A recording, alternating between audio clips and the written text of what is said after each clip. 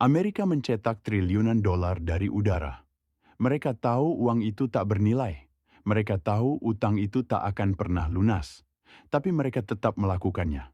Karena semakin dekat mereka dengan kehancuran, semakin besar alasan untuk menciptakan musuh. Sejarah telah mencatatnya. Setiap kali ekonomi Amerika diambang jurang, selalu ada satu hal yang muncul lebih dulu. Perang. Tapi sekarang berbeda.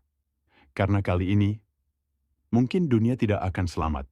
Bayangkan sebuah negara yang selama ini dianggap pusat kekuatan dunia.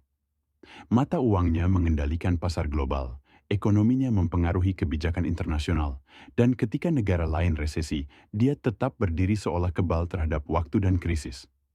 Negara itu bernama Amerika Serikat, tapi hari ini, retakan mulai terlihat. Retakan yang perlahan membelah fondasi ekonomi mereka, dan siap mengguncang seluruh tatanan dunia.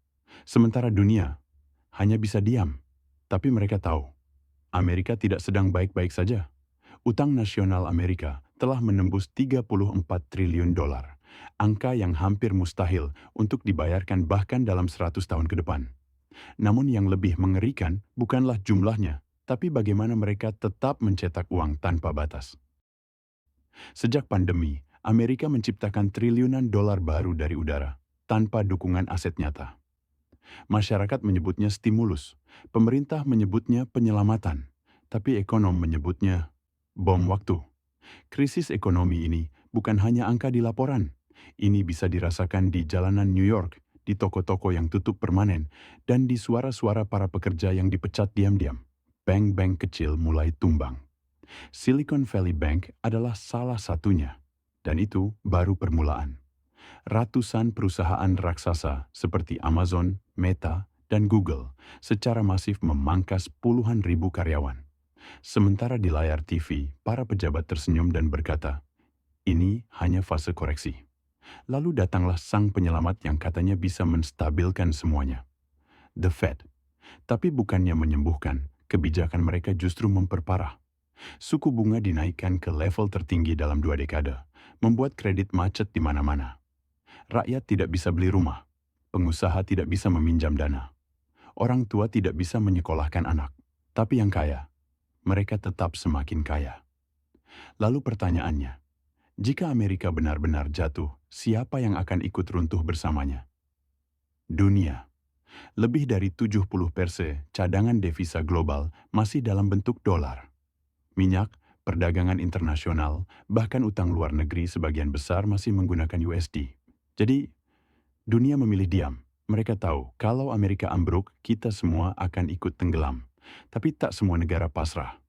BRICS, koalisi dari Brasil, Rusia, India, China, dan Afrika Selatan, mulai bergerak pelan tapi pasti. Mereka mendorong penggunaan mata uang lokal dalam perdagangan internasional. Bahkan sedang mempersiapkan mata uang tandingan dolar. Bagi banyak pihak, ini adalah upaya merdeka dari ketergantungan. Tapi bagi Amerika, ini adalah ancaman.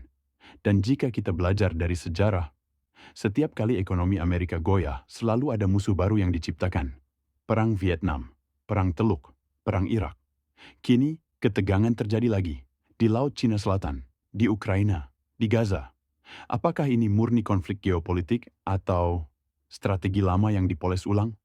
Lalu bagaimana dengan rakyat Amerika sendiri? Ironisnya, banyak yang bahkan tak sadar sedang berada di ambang jurang. Mereka disibukkan dengan cicilan, iklan, dan ilusi kesejahteraan digital. Sementara itu, elit global bermain di balik layar, memperjualbelikan masa depan lewat angka-angka di bursa saham dan meja-meja makan malam eksklusif. Dan kini, pertanyaan terbesar muncul. Apakah kita sedang menyaksikan kejatuhan kekuatan terbesar dunia? Atau hanya babak awal dari skenario global yang lebih gelap lagi? Apakah dunia akan bangkit bebas dari bayang-bayang dolar? Atau justru masuk ke era baru yang lebih kejam dan lebih tak terduga? Yang pasti, krisis ini bukan lagi teori. Ia sedang terjadi. Dan tidak ada satupun negara yang benar-benar aman darinya.